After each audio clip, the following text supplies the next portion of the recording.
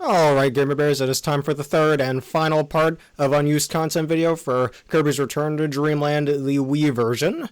And right here, we're going to go over some last things, like the debug mode, remnants, as well as a few other unused animations we didn't get to go over in the previous video. So, let us begin, but before we truly begin, if you do enjoy this video at any point in time so you don't miss any future unused videos, please consider subscribing to the channel. It's for free and you can always change your mind later on, and let us get to it.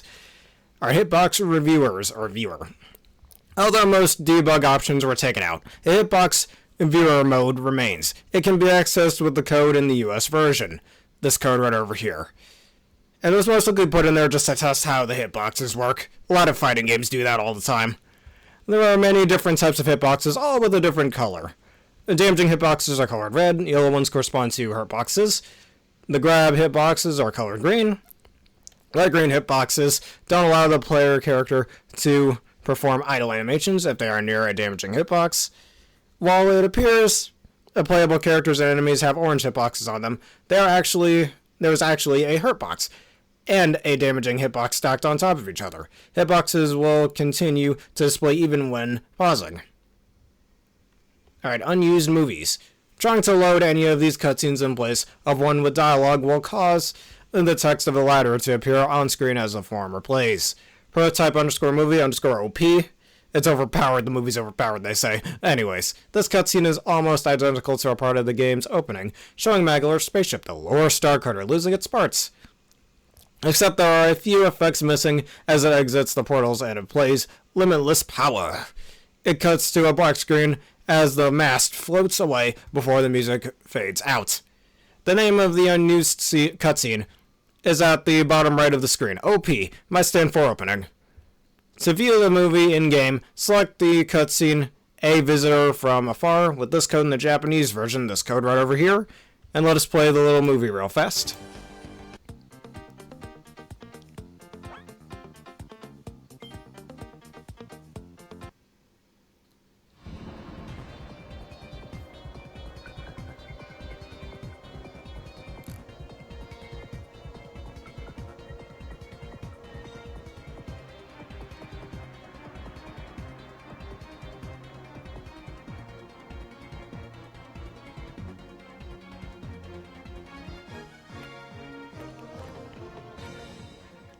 It just fades to black after that. Yep, that was the whole thing. Just skip through that and make it a little faster. Are the different parts, when you get all of the different ship parts together, they all go back that way, and I guess this was a little test cutscene for that. Definitely looks different than I remember.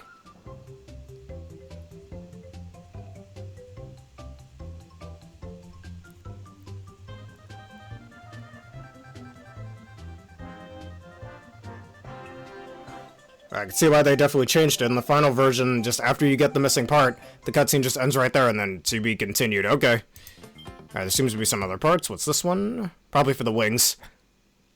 I got a little countdown, most likely just as a thing to test it in there so they know when the cutscene starts. Maybe this initially meant that each time you got a new piece, it would reuse the animations over and over again.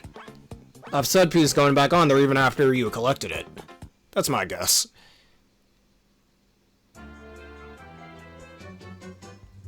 Alright, same cutscene once again.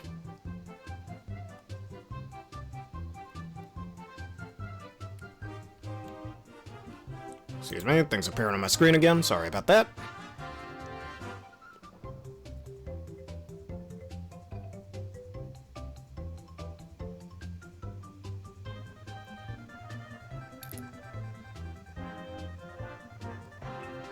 And some dialogue here, I'm gonna assume that's for Magalor. Alright, once again, to be continued. You can't keep living us on cliffhangers like that, man. Anyways. Alright, prototype _movie _ED. Once cleared, the fun begins. Plays as the lower star cutter missing several of its parts, floats in the middle of what seems to be a black void, with a faint white streak in the background. The lower's oars, left wing, right wing, emblem, and mast then appear one by one, and attach themselves with a lightning effect. The star in the emblem glows and the cutscene fades worldwide before panning out of the Lord Starcutter resting on the ground and making various exterior shots.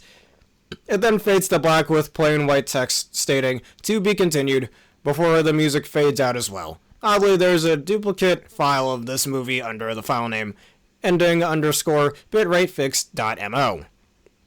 Which much like prototype_movie_op, the name of this cutscene is at the bottom right corner of the screen. ED might stand for ending.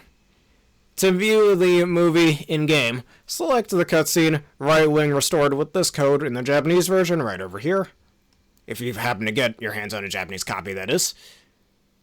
To view the duplicate movie in-game, select the cutscene Let Me Explain Everything with this code in the Japanese version, this huge code right over here. I'm not entirely sure how they expect you to type it, but here it is.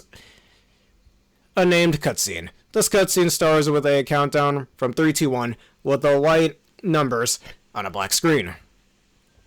It then plays out very similarly to the prototype movie ED, except the black void now has a purple tone. The faint white streaks are much more visible pink and blue streaks, and it fades to black after the star on the emblem glows.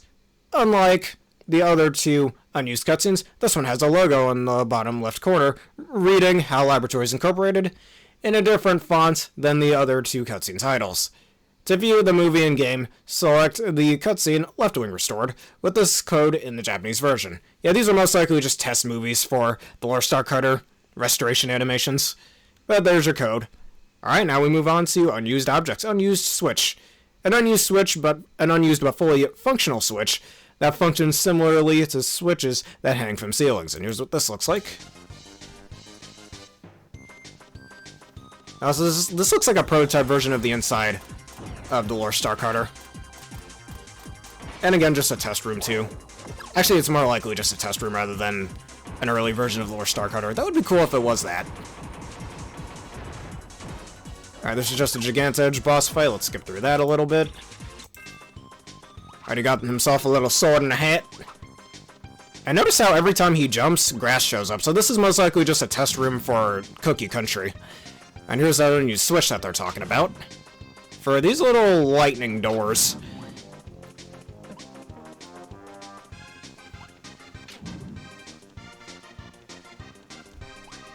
I don't see how that helps Kirby in any way. I guess that's why it goes unused.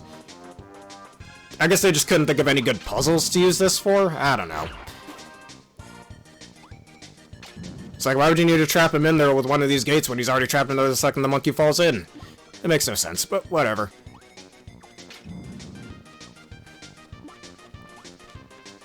About 30 more seconds.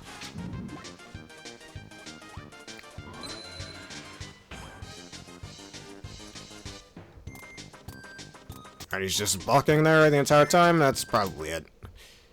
Alright. And now an unused enemy. A fully animated pink plant enemy named the Hirabelle. Judging by its animations, it likely would have functioned very similarly to the Pacto enemies. As you can see in this picture over here from Triple Deluxe, it may have inspired the Packed Flower enemy in Kirby Triple Deluxe, see below. And this is what that enemy looks like from Triple Deluxe. It's just a reskin of the same enemy that's found in Raisin Ruins as well. That's been around since Dreamland 3, but here's some animations of it. It likely would have held on the wall horizontally, as you can see here. It would have eaten Kirby and the other playable characters.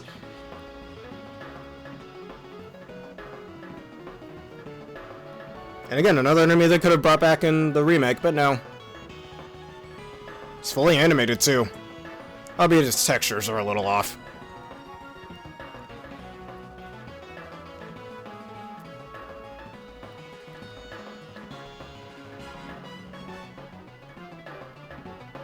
Kind of also reminds me of those Rose enemies in Kirby Superstar Ultra.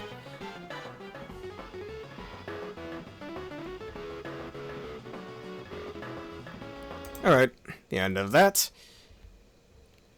Alright, now unused abilities. If y'all remember in my Return Dreamland Deluxe playthrough, I brought up how there are two unused super abilities, being Super Spark and Super Cutter.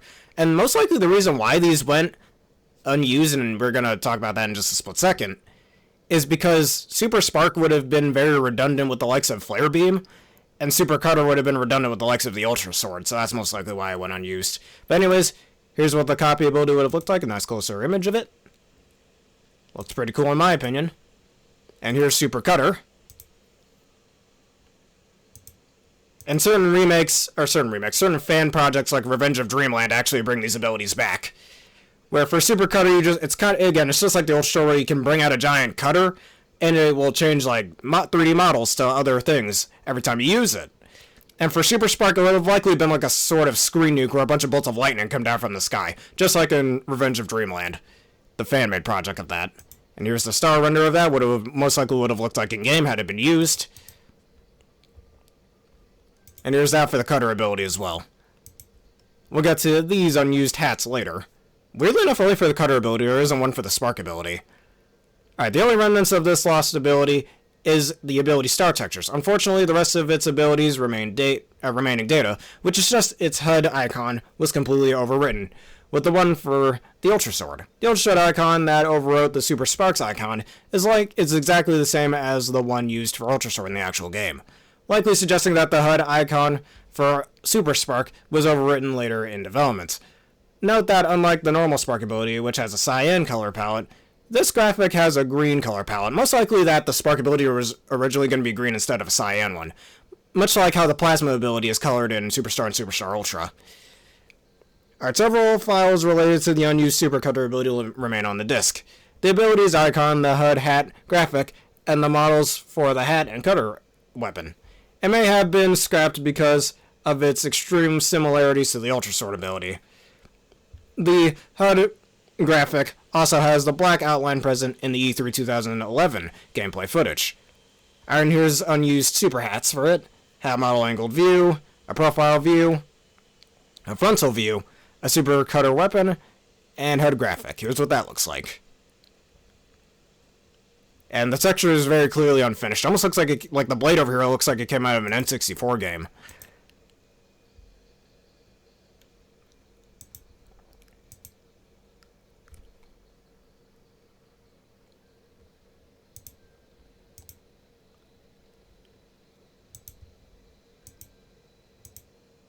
This is likely what would have looked like had it been on Kirby's hat in the game. Again, surprised they didn't have one for Spark. Kirby is also animated, as he has animations of throwing the cutter and catching it. He only lacks the ability to get and the first attack animation. Which those would have looked so cool had they been used, but otherwise. Cutter super throw, Kirby throwing the cutter, Kirby catching it. Also known as cutter super catch. Air cutter super throw, if used in the air. There's cutter in midair, and air cutter super catch, catching it in midair. Here's what it looks like, a closer look.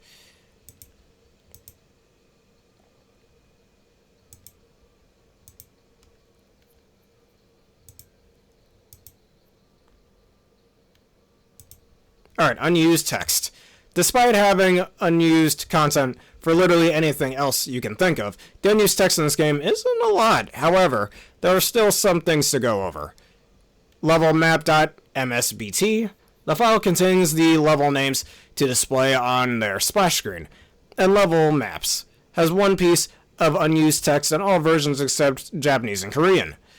The entry containing it is used exclusively in the Japanese and Korean versions of the game, but the international version still has some text that wasn't wiped from the files. And here's what they look like, or here are the text right over here. Give you a second to read that.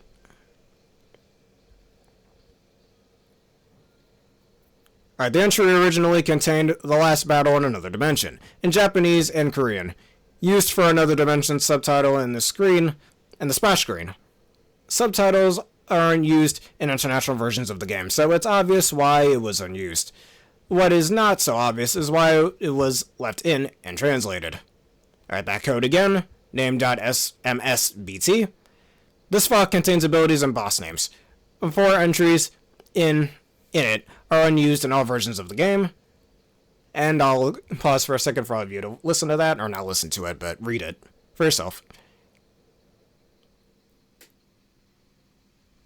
Alright. Ability Landia was supposed to be used as Landia's name in the HUD when playable in another dimension. However, the final game pulls from their boss names instead. Ability Supercutter is empty in all versions, but it was meant to be used as the name in the HUD of the Cut Supercut or Super ability. By far, the most interesting entries are the Kara Grand Loper Guard and Kara Grand Loper Heel. Based on the original Japanese text and the entries' names, it's likely that these boss names would have been used when fighting Grandoomer, when in its protected form and changing state, respectively. Or charging state, respectively. Seems like most languages outside of English misinterpret charge as an attack state rather than a literal energy charge state. Alright, pause.msbt.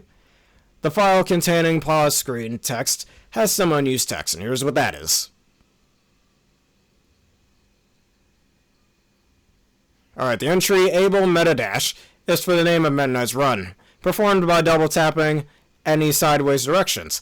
It's unknown why Meta Knight specifically has text for this. Maybe he was originally going to have like some sort of a charge attack, or a tackling attack, or a dash attack. That would have been him tackling forward. Since none of the other characters save for Kirby have them. It's like that every character was supposed to have their basic controls laid out, or that Meta Knight had a unique dash, as copy abilities have a unique dash move, such as water list when in the paused menu. There's no corresponding input entry for this move because it was never coded in. Alright, ship.msbt. There are 3 entries in the files of Maglar's dialogue, while in lore that go unused. And here's what that is. Funny how for every other language it just says test. Again, likely just for test dialogue. That could be what that is. Alright, these entries are a part of a group related to Maglar's dialogue when Kirby gets the final lore star cutter piece and restores it back to its old self. These come right after Maglar's last line of dialogue in that cutscene. The fact that they exist implies that said cutscene wasn't originally planned to load the Halcondra, a new enemy movie, and Maglar could be talked to again after he's finished speaking. Alright, unused scripts, or scripting. Kirby's Return to Dreamland introduces a new scripting language called Mint, which is used in this and later Kirby games to describe large parts of the game's behavior. All the functions in the Mint bytecode files have full names and type signatures. There are also leftover functions clearly for the development of the Mint tooling, which are overlapping with the game itself. But I didn't know that they made a new coding language straight up just for Kirby games like this. I wonder if it was used for any other non-Kirby games. There exists a class user.saruoka.minttest, which can with content of these codes over here. Read those for a split second if you please. Alright, the bytecode for the hello function performs 2 functions called this whole code over here. The hello world code. Had to learn that encoding myself, actually. But anyways. And we have removed maps. The file of this code here contains, among other things, the path to all of the game's map files, plus a whole 335 tests and other maps, which were completely removed before release. Again, just a bunch of test maps, and here they are right over here. If you need to pause at any point, don't hesitate to. Because it would be a mouthful to read all of these, so, yeah.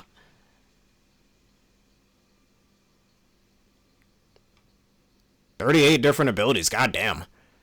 Alright, and those are for the different bosses. Capture, I'm not entirely sure what that's for. Those are for the different mid-bosses throughout the game, which are only 7 in the final game, so I don't know why it says 8, but whatever. Actually, oh, because of the Sphere Doomers, I think that's why. And then going back up, yeah, only 5 super abilities.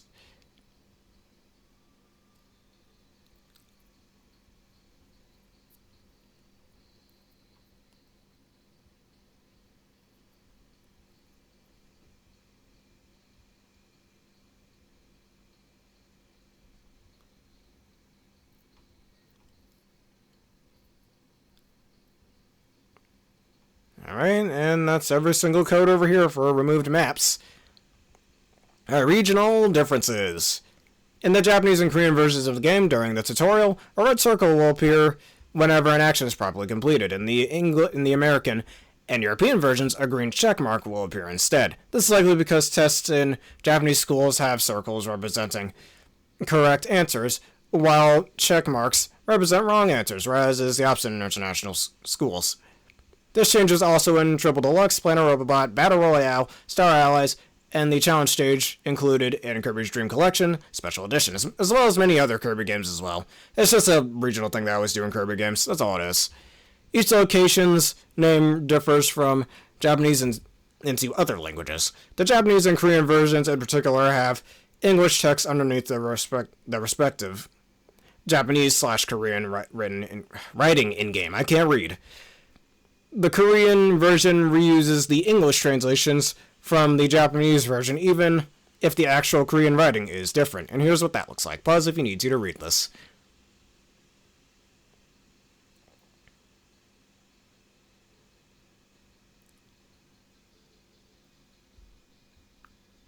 Alright, the first letter of levels 1 through 7 are also used to form a word in some languages, linked to the end of the game. I did mention that during the Return to Dreamland Deluxe playthrough. In the English version, it's crowned, which foreshadows Megalor's true intentions.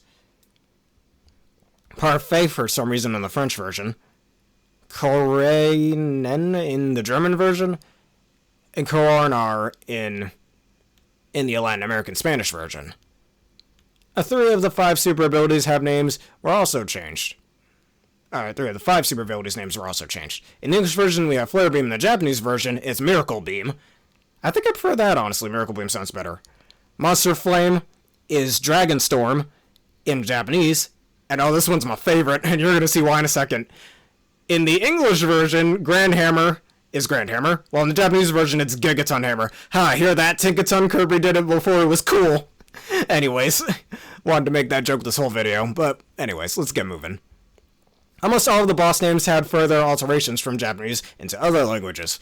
The only exception is HRD3, whose name is the same in all versions. In most cases, the English translation of the Japanese names are provided by their file names, though they don't always fully match the Japanese endings or readings. I can hear all those names. I am not going to say all of that, so if you'd like to pause to read it, go on ahead.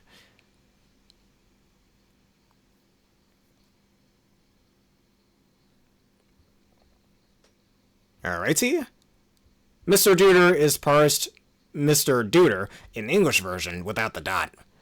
The English version of Kirby's Adventure Wii. That's also the Japanese name of Return to Dreamland. Which appears to be the only major text difference between the 2 English versions. The harder bosses found in Extra Mode and the True Arena are also given the EX suffix in the Japanese, English, French, Latin American, Spanish, and Korean localizations. The X suffix in the German, Italian versions, and the plus suffix in the European Spanish localization. The names of the Scope Shot subgame and its exclusive enemies were changed as well. Alright, from Scope Shot to Gun Gun Buster. Gun Gun Busters, that sounds pretty cool. Waddle Tank, the Wado Tank. Mecha Kawasaki into Iron Kawasaki. And Robo DDD into DDD Robo. Literally just the opposite. But whatever. Alright, 1-ups. And for some reason they didn't show up here, but that won't be for very long. Like with the games Canvas Curse, Triple Deluxe, Splinter Robot, and Star Allies, the models for the 1-ups for the main and extra modes change depending on what language the player sets the Wii to. Alright, here's the Japanese, English, Italian, and Korean version for the normal mode. As you can see right over here. And it shows up right again here. I don't know why this website does it, but it does it. And here's the extra mode version with the little crown on it. Here's what it looks like in the French version.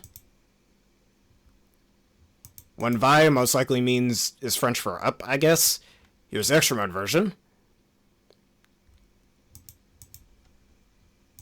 And the Spanish version of it. Vida, I guess is... I know that's not Spanish for up. I'm not entirely sure what that is in Spanish. If anybody in the comments who speaks Spanish, please let me know what that means. And they went away again. Whatever. And here are some oddities.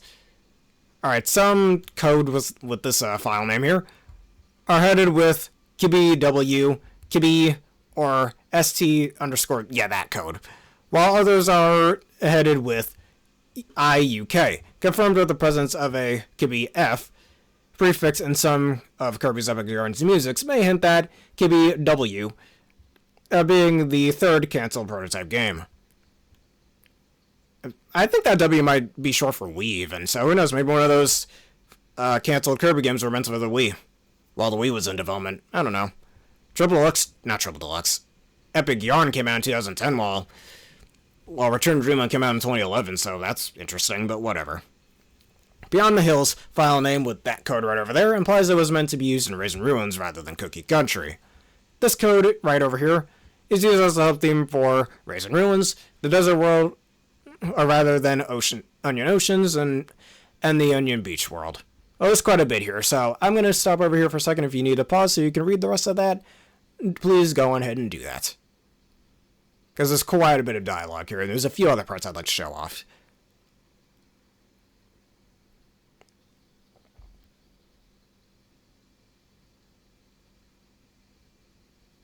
Alrighty.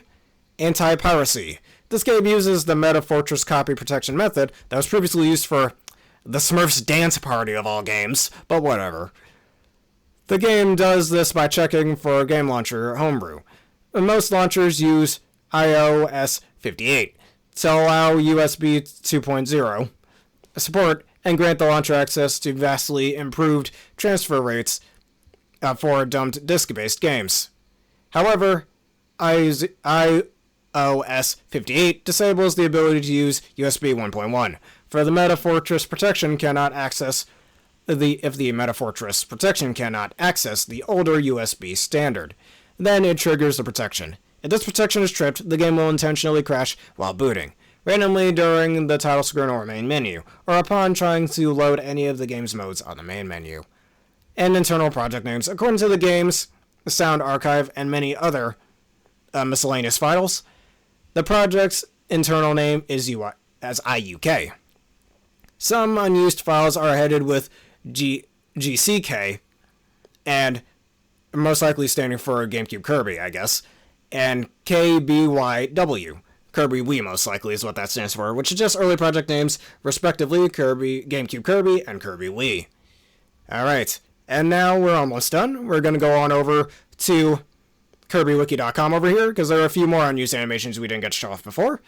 That being one for Twister, Kirby, or two for Twister Kirby, and a few for Meta Knight as well that we mentioned in the previous video. Tornado Kirby has animations of him getting dizzy after performing a standard tornado attack. He also has a test animation that merges the tornado attack and the dizzy animation. These animations are inside this file right over here, with this code. And here's a closer look at this.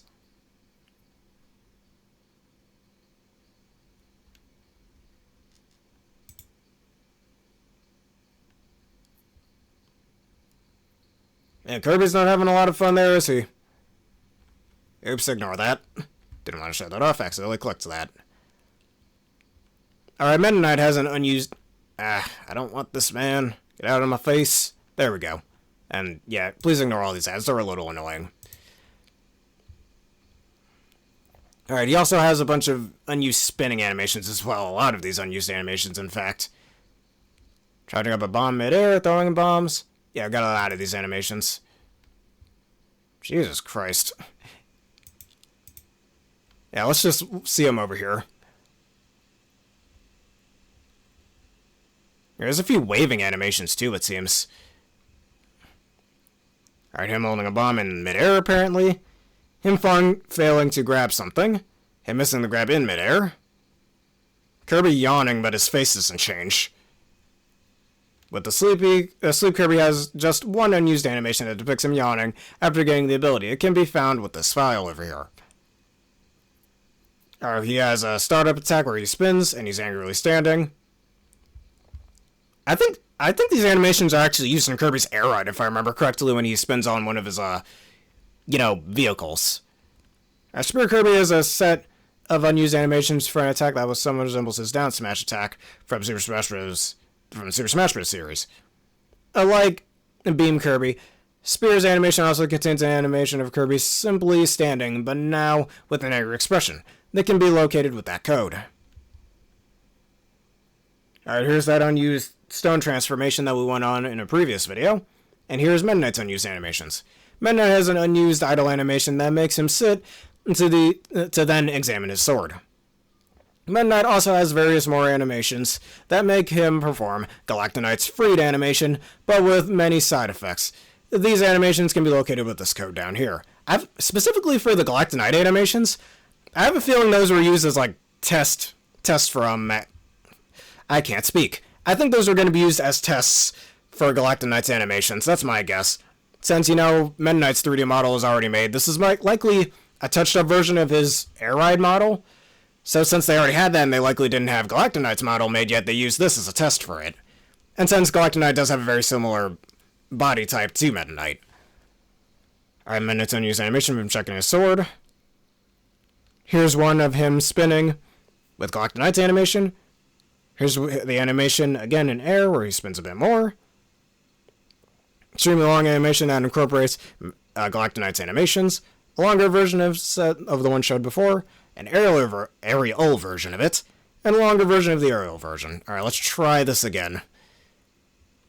Just so y'all can get a closer look at them. Alright, this is a little bit better.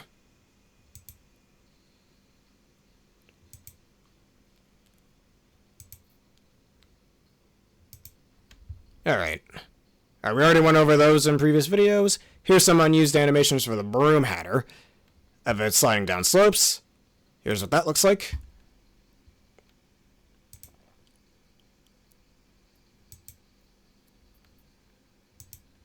Alright, unused animation for the Chili enemy. Chili has animations of jumping in an alternate idle animation. The unused idle animation can be seen in the trailer for Kirby GCN, around the 44-second mark. The animations are inside, and here's what they look like.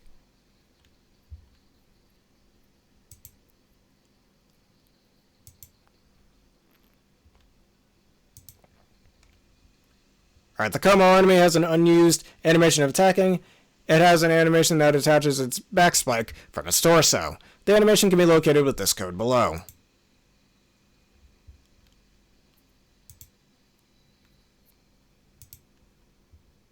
Alright, we already went over the Kabu Temple teleporting animation as well as Needless.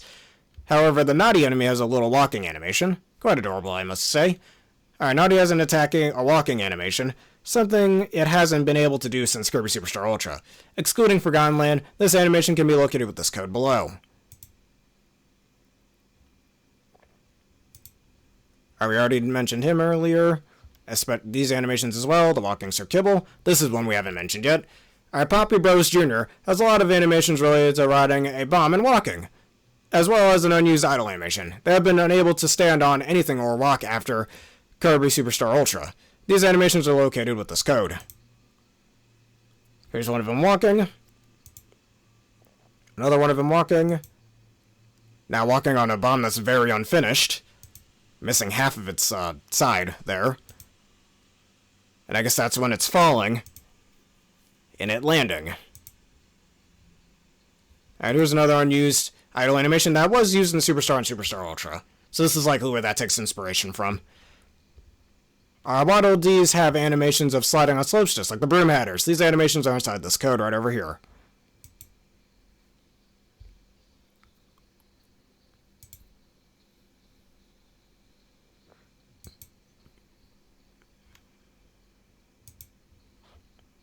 The Halcondron Waddle Dees also have the exact same unused animations as the regular Waddle Dees, but they also have a couple of unused cheering animations imported from the regular Waddle Dees. These animations are in the files of this code. All this time I didn't know they were called Halcondron Waddle Dees. Learn something new every day, right?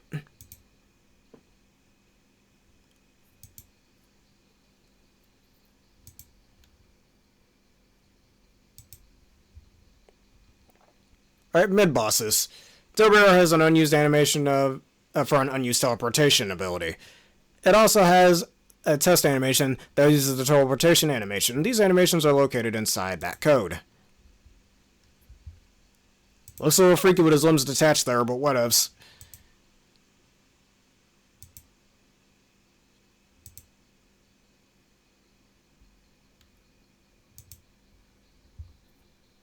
Gigant Edge has two unused animations since mid-bosses don't flinch. They go unused. These animations are located in this code right over here. Him wildly flinching and him just flinching.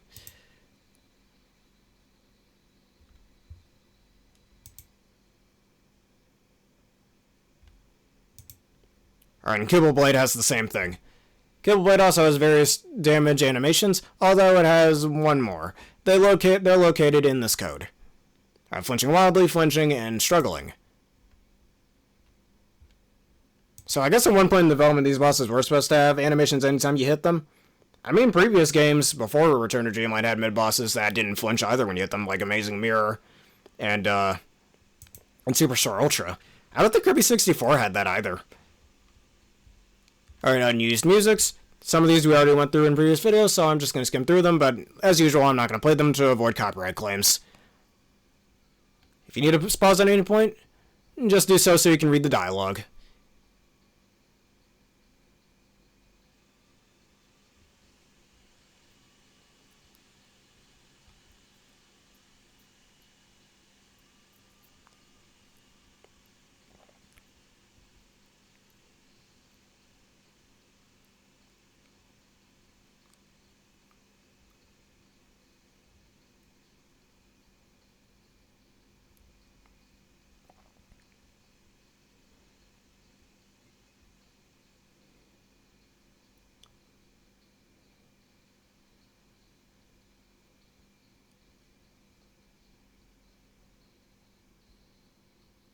We already went over the unused sound effects for Magolor as well, where his screams are a little more gruesome in the final version, but yes.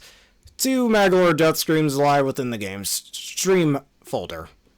The final game uses slightly more gruesome screams. I guess these screams I could play. They're not exactly songs, so I doubt they're going to have any copyright problems. So here we go.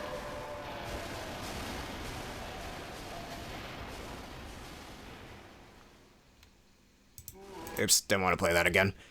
Alright, scream for Magolor's first form called is spelled wrong, M1_Dan_Matu01, and here's the second form when you beat that form.